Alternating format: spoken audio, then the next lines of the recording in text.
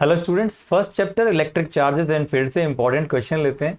देखिए इस क्वेश्चन में क्या है कि इक्विलेटरल ट्रायंगल दिया हुआ है और उसके दो वर्टेक्स पर यानी पी पर और क्यू पर दो पॉइंट चार्जेस लिए हैं। एक को बोला जा रहा है कि एक पॉजिटिव चार्ज है और एक नेगेटिव चार्ज है, लेकिन दोनों का मैग्नीट्यूड सेम है 10⁻⁻8 कूलम और दूसरा भी है 10⁻⁸ कूलम। तो यहाँ पर आपको यहाँ पर 3 पॉइंट्स दिख रहे होंगे ए, बी और सी।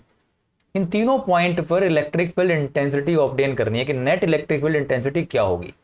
अब इससे पहले हम पढ़ चुके हैं कि किसी एक पॉइंट चार्ज यानी क्यू अगर हम कहें तो उससे किसी आर दूरी पर अगर कोई पॉइंट पी है तो ये आर अगर दूरी पर है तो कितनी इलेक्ट्रिक फील्ड इंटेंसिटी होती है, यहाँ पर ये होती है के क्यू अपॉन आर स्क्वायर, और के होता है यहाँ पर कॉन्स्टेंट 9 × 10⁹ और हमें अगर चार्ज की वैल्यू पता लग जाए और दूरी पता लग जाए तो हम यहाँ पर इलेक्ट्रिक फील्ड इंटेंसिटी ऑब्टेन कर सकते हैं।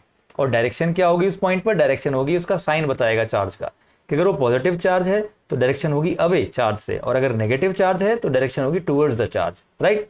तो चलिए स्टार्ट करते हैं। ए पॉइंट पर हम यहाँ पर निकालेंगे net electric field intensity due to Q1 and Q2। तो सबसे पहले हम Q1 चार्ज के द्वारा ए पॉइंट पर कितनी इंटेंसिटी प्रोड्यूस हो रही है वो हम यहाँ पर निकालते हैं। सो एट पॉइंट ए EQ1, जिसको हमने बोला है EQ1 electric field intensity due to Q1।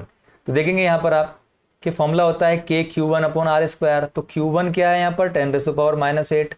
अब ए की दूरी कितनी है पी पॉइंट से, यानी जहाँ पर Q1 रखा हुआ है 0.05, तो यहाँ पर पी हो जाएगा 0.05। के की वैल्यू होती है 9 × 10⁹। वैल्यूज रख के हमें वैल्यू मिलेगी 36,000 न्यूटन पर कूलम। यानी ए पॉइंट पर Q1 चार्ज कितनी इंटेंसिटी प्रोड्यूस कर रहा है 36,000 न्यूटन पर कूलम। और डायरेक्शन क्या है, डायरेक्शन है ए से क्यू की तरफ, क्योंकि ये एक पॉजिटिव चार्ज है। तो डायरेक्शन क्या होगी EQ1 की, डायरेक्शन होगी राइट की तरफ, राइट। तो उसी तरह हम ए पॉइंट पर Q2 चार्ज कितनी इंटेंसिटी प्रोड्यूस कर रहा है ये निकालेंगे। फॉर्मूला लगाएंगे के Q2 अपॉन QA², यानी Q से ए की दूरी, वो भी कितनी है स्टूडेंट्स, वो भी कितनी है 0.05। तो वैल्यू पुट करेंगे, देखिए वैल्यू सेम आएगी 36,000 न्यूटन पर कूलम, और डायरेक्शन भी सेम होगी क्योंकि ये नेगेटिव चार्ज है। इसके द्वारा जो इंटेंसिटी प्रोड्यूस हुई है वो उसकी डायरेक्शन क्या होगी, टुवर्ड्स चार्ज, तो ये हो जाएगी EQ2। अब देखिए क्योंकि इंटेंसिटी एक वेक्टर है और यहाँ पर ये दोनों वेक्टर एक ही डायरेक्शन में एक ही दिशा में है, तो नेट वेक्टर क्या होगा, नेट इंटेंसिटी क्या होगी, दोनों का सम। जब भी दो वेक्टर एक ही डायरेक्शन में होते हैं तो नेट रिजल्ट दोनों का एडिशन आता है, सम आता है, राइट। तो यहां पर हम दोनों को ऐड करेंगे तो नेट इंटेंसिटी हमें ए पॉइंट पर मिलेगी 72,000 न्यूटन पर कूलम, और डायरेक्शन होगी अलोंग AQ यानी ए से क्यू की तरफ, ओके, जो डायरेक्शन Q1 EQ1 और EQ2 की है। तो राइट, किस तरह हमने ए पॉइंट पर नेट इंटेंसिटी निकाली, कितनी आई 72,000 न्यूटन पर कूलम, और डायरेक्शन भी हमें पता लग गई। सिमिलरली उसी तरह हम बी पॉइंट पर निकालेंगे, पहले निकालेंगे Q1 चार्ज के द्वारा, फिर निकालेंगे Q2 चार्ज के द्वारा, और फिर उसका हम करेंगे वेक्टर सम। वेक्टर सम बोले तो हमें देखना होगा कि दोनों वेक्टर्स, दोनों इंटेंसिटी सेम डायरेक्शन में है या अपोजिट में है। अगर सेम डायरेक्शन में होती हैं तो सिंपल एडिशन होता है, अगर अपोजिट में होती हैं तो सब्ट्रैक्शन होता है, ज्यादा इंटेंसिटी से कम इंटेंसिटी को हम सब्ट्रैक्ट कर देते हैं। तो चलिए स्टार्ट करते हैं। बी पॉइंट पर नेट इंटेंसिटी क्या होगी Q1 के द्वारा, बी पॉइंट पर Q1 के द्वारा इंटेंसिटी कितनी होगी, फॉर्मूला लगाएंगे के Q1 अपॉन PB का स्क्वायर, यानी P से B तक की दूरी का स्क्वायर, क्योंकि चार्ज से बी पॉइंट कितना दूर है 0.05 मीटर दूर है। तो वैल्यूज रखेंगे, on putting the values we will get 36,000 newton per coulomb, और डायरेक्शन होगी P से B की तरफ यानी इस डायरेक्शन में, ओके, अलोंग PB। क्यों, क्योंकि ये पॉजिटिव चार्ज है, तो डायरेक्शन क्या होगी अवे, चार्ज से अवे बी पॉइंट पर, ओके। सिमिलरली Q2 चार्ज कितनी इंटेंसिटी प्रोड्यूस करेगा, बिल्कुल हम ऐसे ही लगाएंगे। देखिए Q2 से ये बी पॉइंट कितना दूरी पर है, तो 0.05 0.05 0.05 तीनों को हम क्या कर देंगे, ऐड कर देंगे। तो BQ की जगह आप रखेंगे 0.15, तो 0.15 का स्क्वायर करेंगे तो वैल्यू आएगी, on putting this value we will get 4,000 newton per coulomb.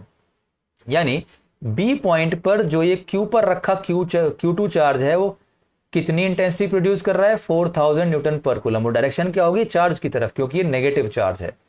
देख रहे हैं आप, हमने Q2 में 10⁻⁸ रखा, माइनस नहीं रखा, क्योंकि माइनस साइन हमें ये बताएगा इंटेंसिटी की डायरेक्शन क्या है, लेकिन हमने इसका मैग्नीट्यूड इसी फॉर्मूले में रखा है।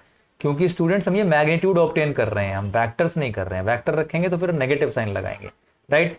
सो दोनों इंटेंसिटीज एक दूसरे के अपोजिट हैं, और ज्यादा कौन सी है, EQ1। EQ1 ज्यादा है EQ2 से, तो नेट इंटेंसिटी कैसे निकलेगी, दोनों का वेक्टर सम करके, यानी हम EQ1 से EQ2 को सब्ट्रैक्ट कर देंगे, तो it will be 36,000 minus 4,000, it will be 32,000। और डायरेक्शन क्या होगी, जो EQ1 की है, क्योंकि EQ1 ज्यादा है उस पॉइंट पर, यानी इंटेंसिटी ड्यू टू Q1 ज्यादा है, तो नेट जो इंटेंसिटी आएगी दोनों का सब्ट्रैक्शन यहां पर करके, यानी 36,000 से 4,000 को सब्ट्रैक्ट जो वैल्यू आई है उसकी डायरेक्शन होगी वही जो EQ1 की है, क्योंकि EQ1 ज्यादा है। जैसे मान लीजिए एक पॉइंट पर दो फोर्सेज लग रहे हैं, तो नेट फोर्स कैसे निकालें, अगर दोनों फोर्सेज अपोजिट हैं तो दोनों का हम एक से दूसरे को सब्ट्रैक्ट करते हैं, तो जो वो फोर्स लगेगा नेट किस डायरेक्शन में लगेगा, जिस डायरेक्शन में ज्यादा फोर्स लग रहा है, राइट। तो उम्मीद आपको समझ में आया होगा। उसी तरह हम C पॉइंट पर इंटेंसिटी निकालेंगे नेट, तो सबसे पहले हम निकालेंगे Q1 के द्वारा, तो Q1 के द्वारा क्योंकि ये पॉजिटिव है तो डायरेक्शन क्या आएगी, देखिए ये आएगी चार्ज से अवे C पॉइंट पर। उसी तरह नेगेटिव के द्वारा जो आएगी वो चार्ज की तरफ आएगी, है ना। अब क्योंकि ये जो एंगल्स हैं इस ट्राइंगल में वो 60 डिग्री के हैं, ये इक्विलेटरल ट्राइंगल है, तो ये जो EQ1 है, ये लेट से EQ1 है और ये EQ2 है, तो EQ1 ने हॉरिजॉन्टल डायरेक्शन के साथ क्या एंगल बना रखा है, देखिए अगर ये 60 है तो ये भी कॉरस्पॉन्डिंग एंगल है, तो ये भी कितना हो जाएगा, 60 हो जाएगा। उसी तरह अगर ये 60 है तो ये भी कितना हो जाएगा, ये भी 60 हो जाएगा, राइट। यानी EQ2 और EQ1 ने हॉरिजॉन्टल डायरेक्शन के साथ 60 डिग्री का एंगल बना रखा है। तो हम यहाँ पर EQ1 और EQ2 को रिजॉल्व कर सकते हैं वर्टिकल और हॉरिजॉन्टल कंपोनेंट्स में। तो स्टूडेंट्स हॉरिजॉन्टल कंपोनेंट्स क्या होंगे दोनों के, एक का होगा EQ1 cos 60 डिग्री, दूसरे का भी क्या होगा EQ2 cos 60 डिग्री। अब दोनों के साइन कंपोनेंट जो है एक दूसरे को कैंसिल कर देंगे, देखेंगे आप EQ1 sin 60 डिग्री और नीचे भी हो जाएगा ये EQ2 sin 60 डिग्री। दोनों के साइन कंपोनेंट एक दूसरे को कैंसिल आउट कर देंगे, क्योंकि यहां पर आपको EQ1 और EQ2 की वैल्यू सेम मिलने वाली है। पहले जैसे हमने ऑब्टेन की है, आप सिमिलरली इसी तरह फॉर्मूला लगाएंगे, EQ1 और EQ2 की वैल्यू आप लेंगे तो दोनों की वैल्यू कितनी आएगी, 9 × 10³ एंड 9 × 10³। तो देखिए EQ1 EQ2 इक्वल है तो sin 60 भी इक्वल है, दोनों की डायरेक्शन अपोजिट है कंपोनेंट्स की, तो दोनों एक दूसरे को कैंसिल कर देंगे, यानी C पॉइंट पर नेट इंटेंसिटी जो आएगी वो दोनों के cos कंपोनेंट का एडिशन करके आएगी। तो EQ1 cos 60 plus EQ2 cos 60 degree जब आप ऐड करोगे तो कितना आएगा, 2EQ1 cos 60 डिग्री, क्योंकि EQ1 और EQ2 इक्वल है तो आपने EQ2 को E1 लिख लिया है, राइट। तो आप यहां पर इसकी वैल्यू ऑब्टेन करिए। cos 60 की वैल्यू होती है देखिए 1/2, EQ1 की वैल्यू कितनी आई ऊपर, 9 × 10³ तो वैल्यूज पुट करने के बाद हमें नेट इंटेंसिटी मिलती है 9 × 10³, क्योंकि 2 से 2 कैंसिल हो जाएगा, राइट। तो यहां पर नेट इंटेंसिटी कितनी आई हॉरिजॉन्टल डायरेक्शन में, C पॉइंट पर दोनों चार्जेस कितनी नेट इंटेंसिटी प्रोड्यूस कर रहे हैं, 9 × 10³ न्यूटन पर कूलम, और डायरेक्शन क्या है, PB या फिर BA के पैरेलल, यानी B से A की तरफ जो डायरेक्शन है उसी डायरेक्शन में उसके पैरेलल, या हम कह सकते हैं कि डाइपोल मोमेंट के डायरेक्शन ऑफ डाइपोल मोमेंट के अपोजिट, क्योंकि यहाँ पर ये दोनों चार्जेस डाइपोल बना रहे हैं, एक पॉजिटिव है और एक नेगेटिव, दोनों का मैग्नीट्यूड भी इक्वल है, तो डाइपोल मोमेंट की डायरेक्शन क्या होगी, Q से P की तरफ, नेगेटिव से पॉजिटिव। लेकिन यहाँ पर आप C पॉइंट पर देखिए डायरेक्शन क्या है नेट इंटेंसिटी की जो यहाँ पर ऑब्टेन हुई है, वो हुई है opposite to the direction of dipole moment. तो उम्मीद है आपको ABC पर हमने किस तरह नेट इंटेंसिटी ऑब्टेन की आपको समझ में आया होगा।